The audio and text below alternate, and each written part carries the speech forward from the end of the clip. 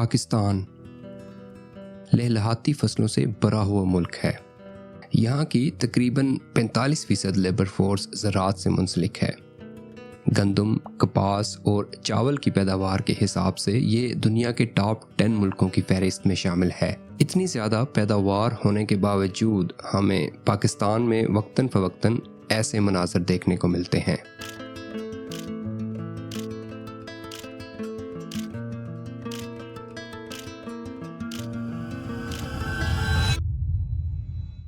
سب سے زیادہ چینی پروڈیوس کرنے والے ملکوں میں پاکستان 8ویں نمبر پر آتا ہے۔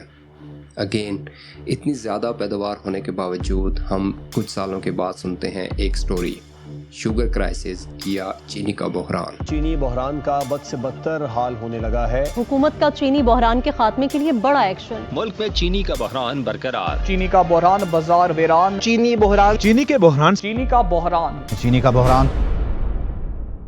مارکیٹ میں چینی کی قلت پیدا ہو جاتی ہے، قیمتیں غیر معمولی طور پر بڑھ جاتی ہیں اور ہمیں نیوز ہیڈ لائنز میں منافع خوری، ذخیرہ اندوزی اور شوگر مافیا جیسی ٹرمز سننے کو ملتی ہیں۔ الیکٹرانک میڈیا ہمیں یہ تو بتاتا ہے کہ شوگر مافیا اپنے مفادات کے لیے چینی کا مصنوعی بحران پیدا کر کے منافع کماتا ہے، لیکن یہ کام ایگزیکٹلی کیا کیسے جاتا ہے اس سے پردہ نہیں اٹھایا جاتا۔ 2020 میں کمپٹیشن کمیشن آف پاکستان نے ایک رپورٹ شائع کی۔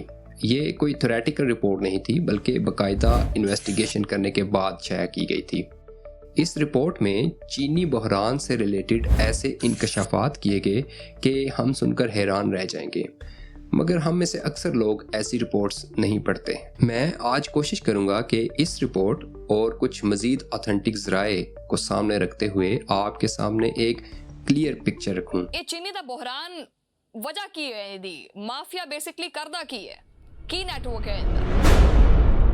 اس سے پہلے مجھے چند سیکنڈز دیں، میں آپ کو بتانا چاہتا ہوں کہ چینی کون کون سے مراحل طے کر کے ہماری چائے کی پیالی تک پہنچتی ہے۔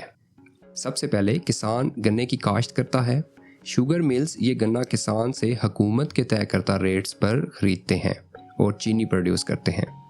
یہ کام آلموسٹ اکتوبر میں سٹارٹ ہوتا ہے، جسے کرشنگ سیزن کہتے ہیں۔ ملز یہ چینی ہول سیل ڈیلرز کو بلک میں فروخت کرتی ہیں، جو پھر ریٹیلرز یعنی عام دکانداروں کو بیچی جاتی ہے، اور آخر میں کنزیومرز یعنی عام عوام ان سے خریدتی ہے۔ جب ملک کے اندر کی ڈیمانڈ پوری ہو جائے تو باقی ماندہ چینی باہر ایکسپورٹ کر دی جاتی ہے۔ اب اس چین میں کسی بھی مرحلے میں پرابلم آ جائے تو کرائسس پیدا ہو سکتا ہے۔ مثال کے طور پر گنے کی پیداوار ہی کم ہو، یا شوگر ملز بجلی پوری نہ ہونے کی وجہ سے پروڈکشن کم کریں، یا ڈسٹریبیوشن نیٹ ورک میں کوئی رکاوٹ پیدا ہو جائے، ایون اگر چینی کی کھپت غیر معمولی طور پر بڑھ جائے۔ مگر پاکستان میں شوگر کرائسس تقریباً ہمیشہ ہی اس ٹیپ سے جنم لیتے ہیں، شوگر ملز۔ پاکستان میں اس وقت تقریباً 90 شوگر ملز کام کر رہی ہیں۔ پاکستان شوگر ملز ایسوسی ایشن یا پسما ایک ایسا پلیٹ فارم ہے جس کے ذریعے یہ تمام شوگر ملز اپنے معاملات ایک دوسرے کے ساتھ شیئر کرتے ہیں اور جو بھی ڈیسیجن لیتے ہیں وہ اکٹھا لیتے ہیں۔ چینی کی سپلائی چین کو دوبارہ دیکھیں۔ اصولی طور پر باقی ماندہ یا سرپلس چینی کو ایکسپورٹ کیا جاتا ہے۔ اس طرح ملک کے اندر سپلائی پر اثر نہیں پڑتا اور قیمتیں سٹیبل رہتی ہیں، مگر حقیقت میں معاملہ اس کے برعکس ہوتا ہے۔ پسما کی انٹرنل میٹنگز کا یہ ریکارڈ ملاحظہ کریں۔ پسما حکومت کو ہر سال چینی ایکسپورٹ کرنے کی ریکمنڈیشن دیتا ہے۔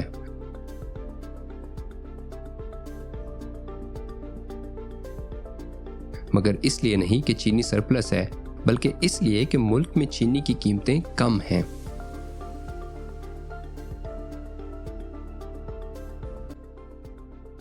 ایکسپورٹ خود میں بری چیز نہیں ہے، اس سے ملک کے اندر زر مبادلہ آتا ہے، لیکن اگر ایکسپورٹ سے اسی ملک کی عوام پر فائنینشیل بوجھ پڑے تو یہ ایک بری چیز ہے۔ صرف 2019 میں دیکھا جائے تو جیسے ہی ایکسپورٹ کی کوانٹٹی بڑھتی ہے، چینی کی قیمتیں بھی بڑھ جاتی ہیں۔ اس سے ثابت ہوتا ہے کہ شوگر ملز مالکان پسما کے پلیٹ فارم کو یوز کر کے حکومت کو پریشرائز کرتی ہیں کہ انہیں چینی ایکسپورٹ کرنے کی اجازت دی جائے، اور جیسا کہ ہم نے دیکھا کہ جیسے ہی چینی ایکسپورٹ کی جاتی ہے، ملک کے اندر چینی کی قیمتیں بڑھنا شروع ہو جاتی ہے۔ مگر بات یہاں ختم نہیں ہوتی۔ اوپن اور کمپیٹیٹیو مارکیٹ کے اندر شوگر ملز اپنے باقی ماندہ ذخائر اور دیگر انفارمیشن کو دوسری ملز کے ساتھ شیئر نہیں کرتی۔ یہ انتہائی حساس انفارمیشن ہوتی ہے اور اسی وجہ سے مارکیٹ کے اندر قیمتیں سٹیبل رہتی ہیں، مگر پاکستان میں ایسا نہیں ہوتا۔ اگین پسما کے پلیٹ فارم کے تھرو یہ شوگر ملز باقاعدہ اور ریگولرلی یہ انفارمیشن ایک دوسرے کے ساتھ شیئر کرتی ہیں۔ کمیشن کی رپورٹ میں یہ کمیونیکیشن صاف موجود ہے۔ آپ دیکھ سکتے ہیں اس مقصد کے لیے ریگولر ای میلز بھیجی جاتی ہیں، یہاں تک کہ واٹس ایپ گروپ میں بھی یہ انفارمیشن شیئر کی جاتی ہے۔ اب جب پسما کے پاس تمام ملز کا ریمیننگ سٹاک آ جاتا ہے تو اب انہوں نے یہ انشور کرنا ہے کہ ہر شوگر مل کی چینی اچھے ریٹس پر فروخت بھی ہو جائے، اور اس مقصد کے لیے انہوں نے پاکستان کو زونز میں ڈیوائیڈ کیا ہوا ہے۔ ان زونز اور پراپر کیلکولیشنز کو استعمال کرتے ہوئے یہ ملز اپنے اپنے زونز میں ہی چینی فروخت کرتی ہیں، جس سے ان کی ساری چینی بک بھی جاتی ہے اور ریٹس بھی نیچے نہیں آتے۔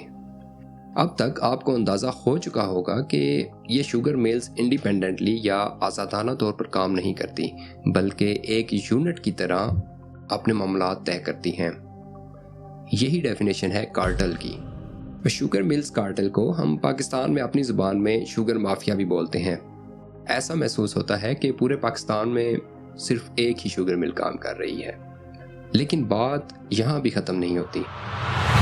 اب تک تو میں آپ کو 2 طریقے بتا چکا ہوں۔ تیسرا طریقہ ہے سپلائی ریسٹرکٹ کرنا۔ سپلائی اینڈ ڈیمانڈ کے کنسیپٹ کو یاد رکھیں۔ سپلائی کم تو قیمتیں زیادہ۔ ملز میں کیپیسٹی ہونے کے باوجود پیداوار کم کی جاتی ہے، مارکیٹ میں سپلائی کم ہو جاتی ہے اور قیمتیں بڑھ جاتی ہیں۔ اس حربے کو آپ لوگ بخوبی جانتے ہوں گے، اس لیے میں اس کی تفصیل میں نہیں جاؤں گا۔ البتہ اتنا ضرور بتاؤں گا کہ شوگر ملز یہ کام باقاعدہ مل بیٹھ کر پلاننگ اور اسٹریٹجی سے کرتی ہیں۔ اب سوال یہ پیدا ہوتا ہے کہ اتنی تفصیل کے ساتھ انویسٹیگیشن اور رپورٹ شائع ہونے کے باوجود ان لوگوں کے خلاف کارروائی کیوں نہیں کی جاتی؟ اس کی متعدد وجوہات ہیں۔ پہلی وجہ کو آپ یقیناً جانتے ہوں گے کہ شوگر ملز کے مالکان خود سیاست کے ساتھ جڑے ہوئے ہیں۔ یہ لوگ اپنا اثر و رسوخ استعمال کر کے کسی بھی کارروائی کو اپنے منطقی انجام تک نہیں پہنچنے دیتے۔ اسی طرح چینی ایک انسان کی بنیادی ضرورت ہے، اور کسی بھی بنیادی ضرورت کو پورا کرنا حکومت کی اولین ترجیحات میں شامل ہے۔ شوگر ملز مالکان اسی چیز کا فائدہ اٹھاتے ہوئے بلیک میلرز بن جاتے ہیں۔ وہ چینی کی ترسیل کو روک دیں گے، جس سے عوام کے اندر انریسٹ پیدا ہو جاتا ہے اور حکومت کو کسی بھی طرح اس ترسیل کو چلانا پڑتا ہے۔ کیا پاکستان اس تاریخ صورتحال سے باہر نکل سکتا ہے؟ اگر ہاں تو کس طرح، اور اگر نہیں تو کیوں نہیں؟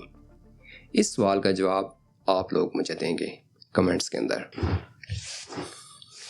اگر آپ لوگوں کو یہ ویڈیو پسند آئی ہے تو کائنڈلی اسے لائک اور چینل کو سبسکرائب کر کے سپورٹ کریں، تاکہ میں مزید اس طرح کا کنٹینٹ آپ کے سامنے لا سکوں۔